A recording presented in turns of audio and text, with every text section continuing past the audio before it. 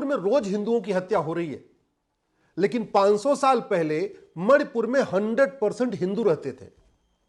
मणिपुर का पहले नाम मणिपुरम था। राजा चित्रवाहन वहां पे राज किया करते थे। उनकी इकलौती बेटी थी चित्रांगदा। चित्रांगदा का विवाह हुआ अर्जुन से। दोनों से एक बेटा पैदा हुआ, राजा उसको बब्रुवाहन कहते हैं। फिर बाद में बब्रुवाहन ने वहां राज किया। वहां भ्रष्टाचार बढ़ा, घूसखोरी बढ़ी। घूसखोरी के कारण घुसपैठ शुरू हुई। घूसखोरी के कारण वहां पे लैंड जिहाद शुरू हुआ।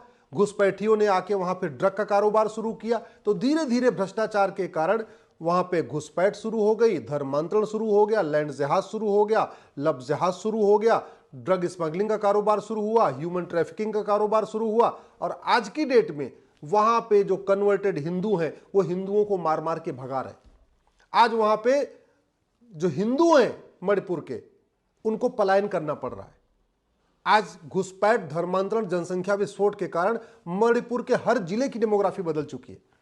मणिपुर का जो विष्णुपुर है उसकी डेमोग्राफी बदल चुकी है। चंदेल की डेमोग्राफी बदल चुकी है। चुरचंदपुर की डेमोग्राफी बदल चुकी है। इंफाल की डेमोग्राफी बदल चुकी है। मूल कारण घुसपैठ, धर्मांतरण, जनसंख्या विस्फोट। आपके गिरिबाम की डेमोग्राफी बदल चुकी है। आपके कांगचिंग की डेमोग्राफी बदल चुकी है। कामजोंग की डेमोग्राफी बदल चुकी है। कंगपोंकी की डेमोग्राफी बदल गई है। नोने की डेमोग्राफी बदल चुकी है। फिरजवाल की डेमोग्राफी बदल चुकी है। सेनापति की डेमोग्राफी बदल चुकी है। मूल कारण घुसपैठ, धर्मांतरण, जनसंख्या विस्फोट। आपके तमेंगलोंग की डेमोग्राफी बदल चुकी है। थोवल की डेमोग्राफी बदल चुकी है। उखरूल की डेमोग्राफी बदल चुकी है। अगर आप देखिए तो मणिपुर का ऐसा कोई जिला नहीं है जिसकी डेमोग्राफी नहीं बदली है। मणिपुर की कोई ऐसी तहसील नहीं है जिसकी डेमोग्राफी नहीं बदली है। मणिपुर का कोई ऐसा विधानसभा क्षेत्र नहीं है जिसकी डेमोग्राफी नहीं बदली है। कहीं 15% डेमोग्राफी बदली है, कहीं 20% डेमोग्राफी बदली है, कहीं 25% और कुछ जगहों पे 40% डेमोग्राफी बदली है। और इस डेमोग्राफी बदलने का मूल कारण घुसपैठ, धर्मांतरण, जनसंख्या विस्फोट। घुसपैठ का मूल कारण घूसखोरी, धर्मांतरण का मूल कारण काला धन, जनसंख्या विस्फोट कानून नहीं है, लब जिहाद कठोर कानून नहीं है, वहां पे जो लैंड जिहाद हो रहा है कठोर कानून नहीं है, ड्रग स्मगलिंग का कारोबार, क्योंकि नशा तस्करों को फांसी नहीं हुई आज तक। वहां पे जिस तरीके से वहां की बहन बेटियों को बाहर किडनैप करके बेचा जा रहा है, मारा जा रहा है, क्यों? क्योंकि आज तक वहां पे कठोर दंड का प्रावधान नहीं किया हमने। इसलिए मैं माननीय मुख्यमंत्री जी से निवेदन करता हूं, आप कठोरता के साथ पेश आइए। भगवान श्री राम ने कहा था सठे साठ्यम समाचरित, उस सिद्धांत को अपनाइए। भगवान कृष्ण ने कहा था,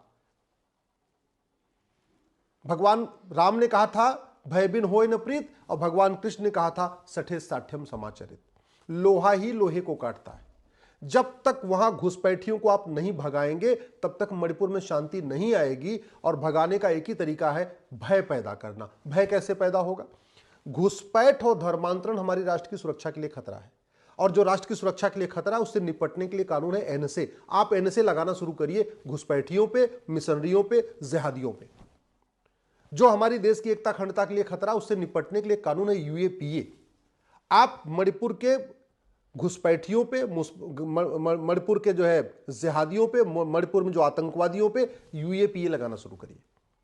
आप मणिपुर में जो अराजकता फैला रहे हैं, जो इस तरीके से हिंदुओं को मार रहे हैं, उनके खिलाफ वेजिंग वॉर की धारा लगाइए। वेजिंग वॉर में फांसी तक का प्रावधान है। आप मणिपुर में शांति स्थापित करना चाहते हैं तो ये जितने भी वहां पे अराजकता फैला रहे हैं उनके खिलाफ देशद्रोह की धारा लगाइए। आप जितने भी वहां अराजकता फैला रहे हैं उनके खिलाफ गैंगस्टर एक्ट लगाइए। उनकी 100% संपत्ति जब्त करिए। केंद्र सरकार को लिखिए कि ऐसे गद्दारों की, देशद्रोहियों की नागरिकता खत्म करने का प्रावधान करें। आप हर जिले में फास्ट ट्रैक कोर्ट बनाइए। और चूंकि इनके खिलाफ कोई गवाही नहीं देगा तो ये सबूत के अभाव में बरी हो जाएंगे, इसलिए ये जितने भी पकड़े जा रहे हैं इनका narco polygraph brain mapping test करिए।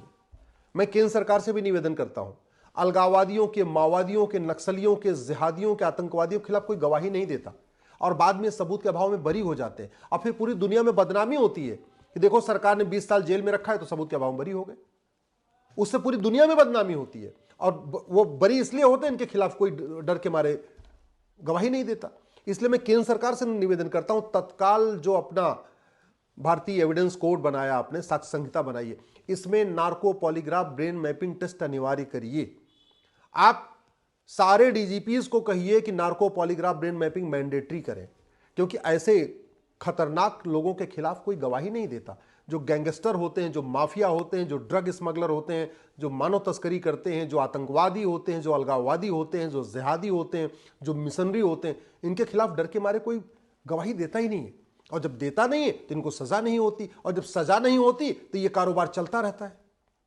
तो मणिपुर में शांति स्थापित करने के लिए आपको तत्काल हर जिले में फास्ट ट्रैक कोर्ट बनानी पड़ेगी।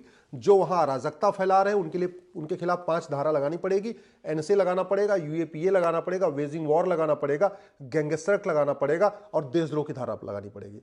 जज साहब से रिक्वेस्ट करिए, हाई कोर्ट से रिक्वेस्ट करिए, सुप्रीम कोर्ट से रिक्वेस्ट करिए कि मणिपुर में जितने मुकदमे चल रहे हैं इनका फैसला 1 साल में करें।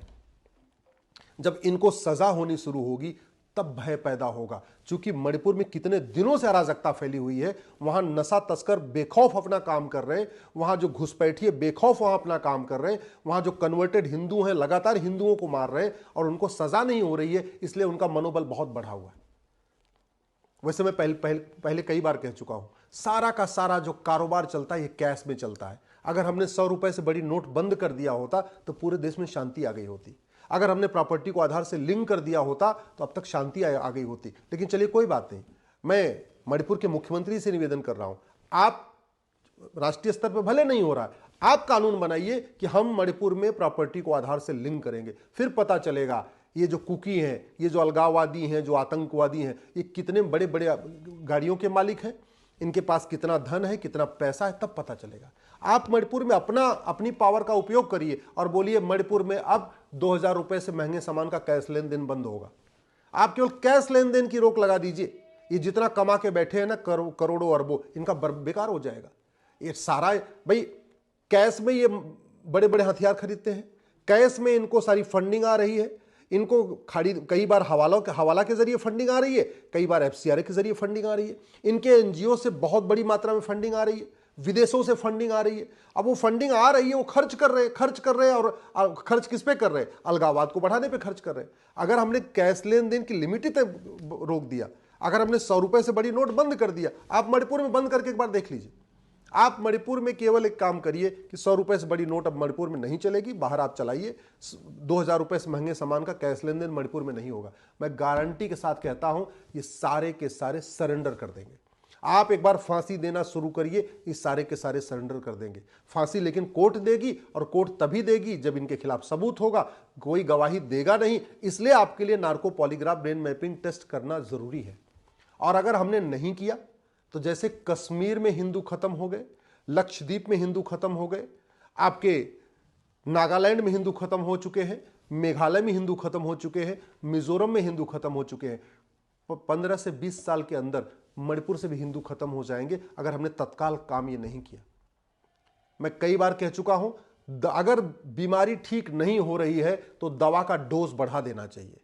डॉक्टर बदलने से बीमारी ठीक नहीं होगी, बीमारी ठीक होगी दवाई बदलने से। मणिपुर में जो दवाई का डोज है, कानून का डोज है, वो ठीक से बढ़ाना पड़ेगा। जब किसी को बुखार होता है, पहले उसको 500 mg की दवाई दी जाती है। अगर 500 mg की दवाई काम नहीं करती तो 700 mg की दवाई दी जाती है।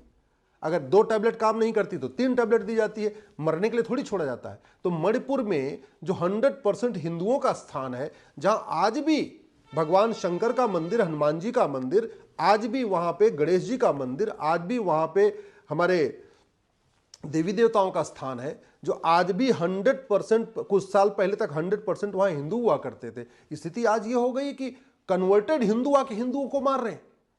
ये कैसे रुकेगा?